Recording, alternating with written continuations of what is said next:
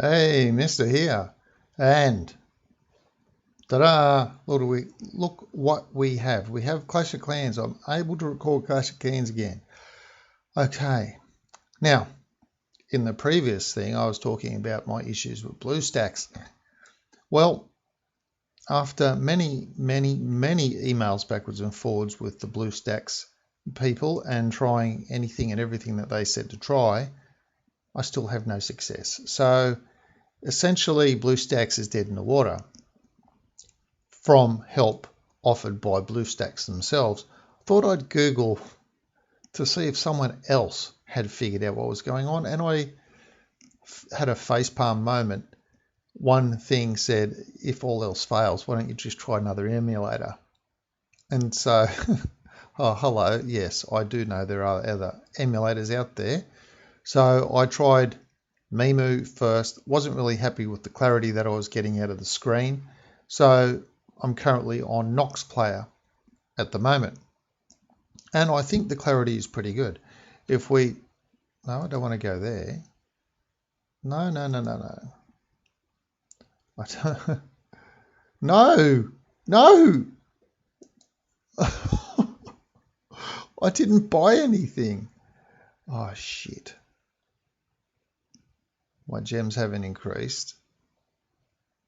Okay, good thing I've got the password thing on where you have to add in your password to rectify a purchase. Okay, so as we zoom in, you can see that the clarity is pretty good on Nox Player. You can at least see even the little nuances on the skeleton trap and things like that. You can see the granules in the powder. So I'm pretty pleased with the clarity on the Nox Player. Okay, let's just zoom out of there. All right, still haven't got the zoom quite down, as you can see, but anyway, we get that. So, all right, so update on, as you can see, Mr. is now Town Hall 10. Mr. was a Town Hall 9 lifer, however, after the last NDL, and sitting on this for many months, just Mr. not doing anything. I said, stuff it, I'm going to upgrade Mr. So I have. I've gone through, I think, 3 months, possibly. I can't remember. King's got the P.E.K.K.A uniform. Queen's dressed as Valkyrie and Autumn Leaves. So whatever that worked out to be, 4 months maybe, something. Anyway, building wise, just in case you're Town Hall 9, you're wondering how long it takes, I've got nothing. All done. Lab wise, I've got all elixir troops done. I'm on this haste spell and I've got these 5 things to go, and that they've all obviously had to be upgraded once and they've got to go again, and that's not going to take too long to do all of those. So that's Mr. So last time I took the thing to Town Hall 10 and I took Space Cadet to Town Hall 10. Let's just have a quick look at those. Then what I'll do is I'll come back, I'll show you how I've been raiding Mr. to get him up, to max him out. But let's have a look at the thing first. Okay, here's the thing. Obviously I didn't sign in, it was just quicker and easier doing it this way. So the thing is looking pretty good. Obviously I have been attacked, so I need to sign in to reset everything. However, nothing left to upgrade, and the lab is on the last thing. So once this lab is finished, the thing is fully upgraded. All the weapons are upgraded, and I'm just slowly working on the walls. I haven't done anything on this base for probably 2 months. So otherwise the walls would all be finished. I've just been a bit slack on this one for the last couple of months. Just slowly, just only raiding enough when the lab was due, just getting enough elixir, do the lab, and then just pretty well don't do much for a week. When the lab's due again, spend a few raids, bump him up. Let's go have a look at Space Cadet.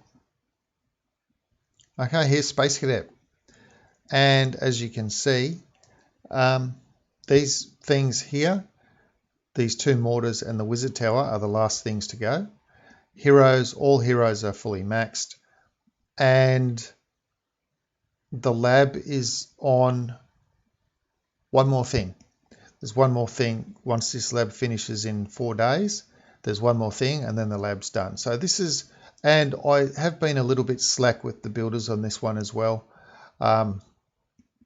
It's just, sometimes I've had 4 builders sitting there doing nothing for a week.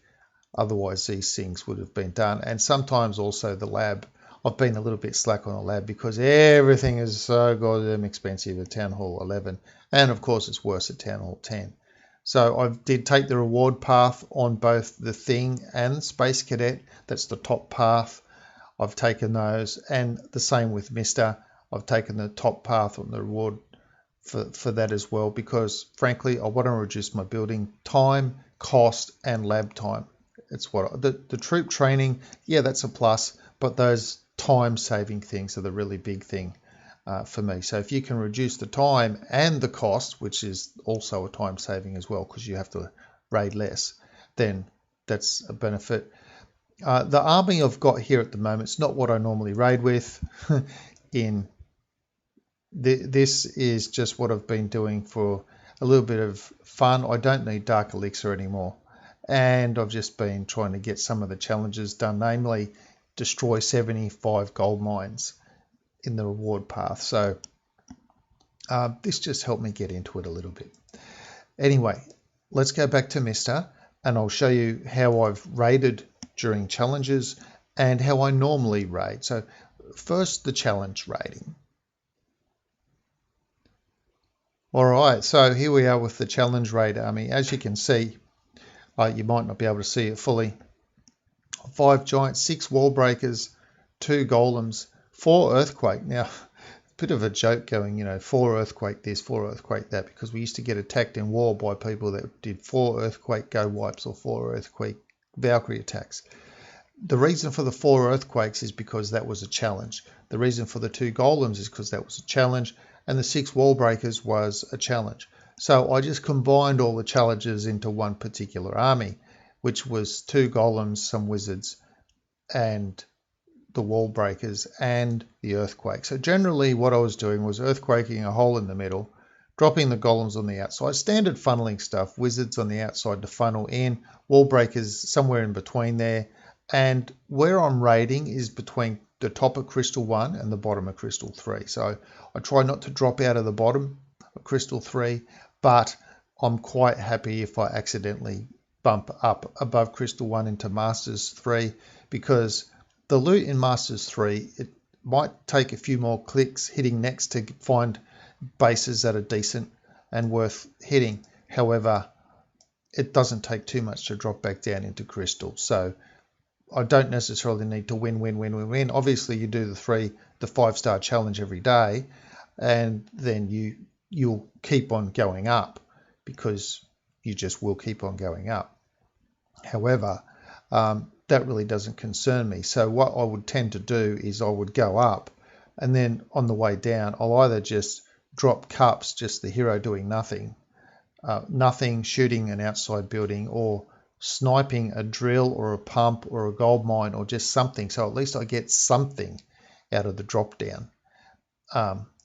But it didn't really concern me too much. So this is a challenge raid. So I've built the army to match the challenge. Now I'll show you how I normally raid. I'll show you 2 of those. All right, so this is the first one.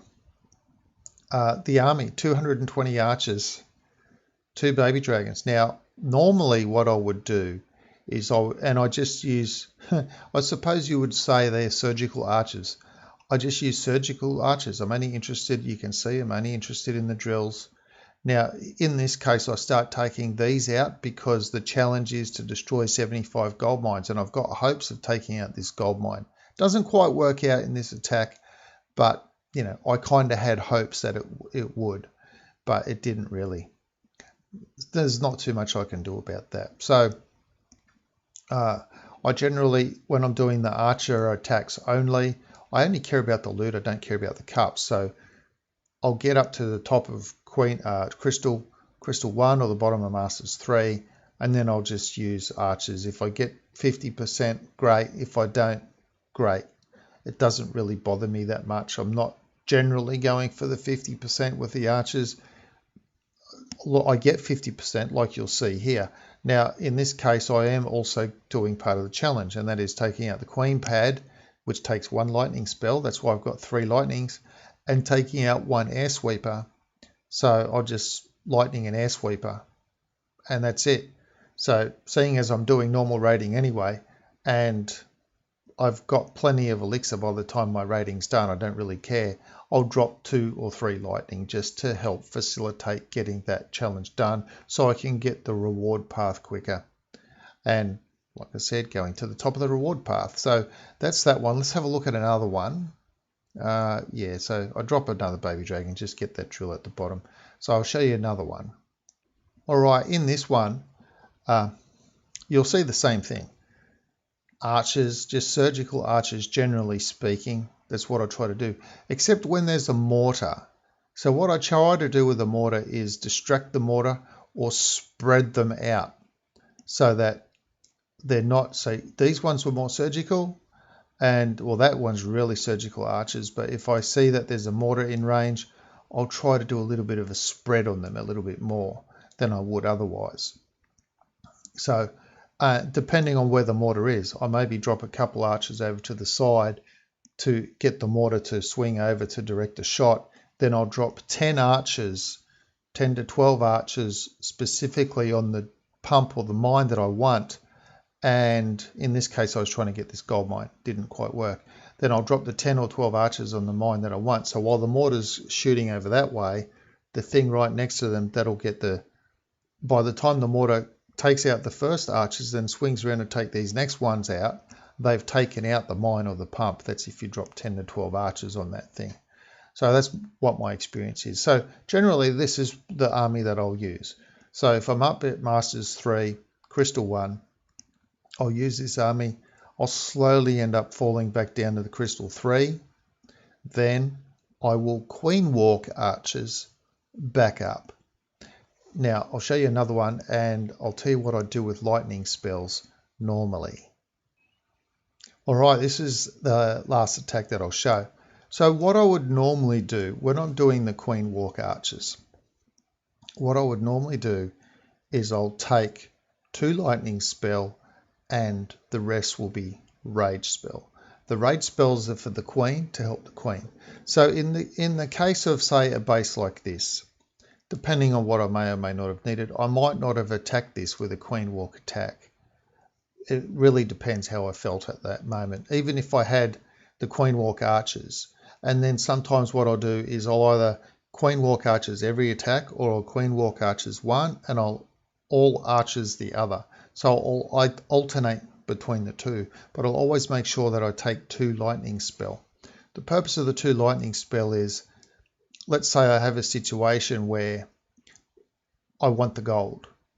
I'm usually not dropping it on gold.